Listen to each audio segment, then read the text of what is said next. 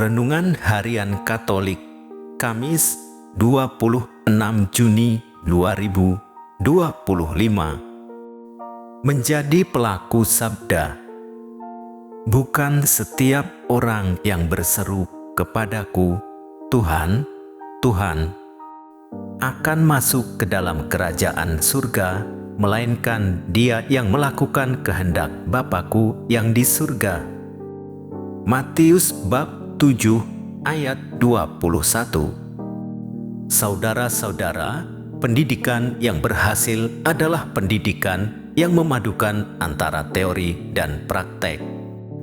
Kalau murid-murid diminta untuk mendengarkan teori terus-menerus tanpa praktek, tentu apa yang diajarkan akan mudah lupa.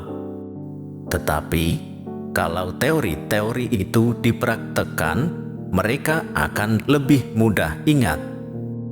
Sabda Tuhan hari ini menyampaikan dua hal yang sangat penting, yaitu tentang mendengarkan dan melakukan kehendak Allah. Setiap orang yang mendengar perkataanku dan melakukannya, ini sama dengan orang yang bijaksana, yang mendirikan rumahnya di atas batu. Tetapi setiap orang yang mendengarkan perkataanku ini dan tidak melakukannya, ia sama dengan orang bodoh yang mendirikan rumahnya di atas pasir. Tidak semua orang yang menyerukan nama Tuhan akan masuk ke dalam kerajaan surga, melainkan mereka yang melakukan kehendak-Nya. Kata-kata manis di bibir saja tidak cukup. Kata-kata tidak dapat menggantikan perbuatan. Agar dapat masuk ke dalam kerajaan-Nya, kita mesti berusaha sungguh untuk menjalankan perintah dan kehendak Allah. Yesus pun mengingatkan bahwa tindakan seperti bernubuat, mengusir setan, dan mengadakan aneka mujizat belum tentu menandakan kepenuhan hidup. Kepenuhan hidup itu hanya diperoleh lewat komunikasi dan persatuan mesra dengan Tuhan. Yesus meminta kita bukan hanya menjadi pendengar, tetapi menjadi pelaku sabdanya.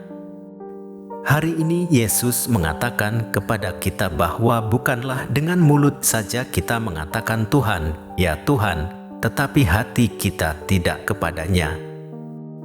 Yesus mengajarkan bahwa kita haruslah melaksanakan semua kehendak-Nya. Dia menghendaki agar kita mencintainya dengan segenap hati. Ia menginginkan perubahan bagi orang yang hanya manis di mulutnya saja, tetapi hati dan pikirannya tidak menuju kepada Allah. Kita mengharapkan kebahagiaan bersama Allah di surga. Yesus memberikan kita suatu perihal kebijaksanaan dalam membangun hidup ini. Membangun hidup itu ibarat membangun rumah. Supaya rumah kita dapat berdiri kokoh dan bertahan terhadap guncangan, rumah itu harus dibangun di atas batu yang kokoh. Demikian pula dalam membangun hidup. Supaya hidup kita kokoh, kita harus membangunnya dalam Kristus, mendengarkan serta menjadi pelaku sabda Tuhan. Setiap orang yang mendengar perkataanku ini dan melakukannya, ia sama dengan orang bijaksana yang mendirikan rumahnya di atas batu. Tetapi setiap orang yang mendengarkan perkataanku ini dan tidak melakukannya, ia sama dengan orang bodoh yang mendirikan rumahnya di atas pasir. Jadi, kata melakukan menjadi sangat penting. Mendengar saja tidak cukup, tetapi harus diikuti praktek nyata dalam hidup. Kita sudah mendengar begitu banyak tentang ajaran Tuhan Yesus. Jika kita menginginkan kehidupan iman kita kokoh kuat, tentu kita harus menjadi pelaku sabda. Setiap perbuatan yang kita lakukan didasari oleh sabda Tuhan. Tuhan tidak hanya menuntut kita mendengarkan sabdanya. Lebih dari itu, kita juga menjadi pelaku sabda. Dia menuntut kita untuk melakukannya dalam kehidupan kita sehari-hari. Itu berarti kita harus hidup sesuai dengan sabda Tuhan.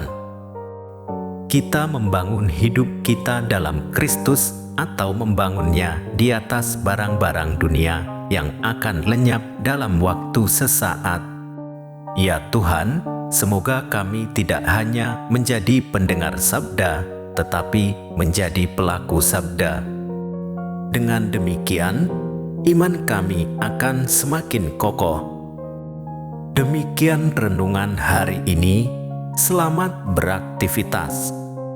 Semoga semuanya lancar, sukses, serta selamat. Tuhan memberkati.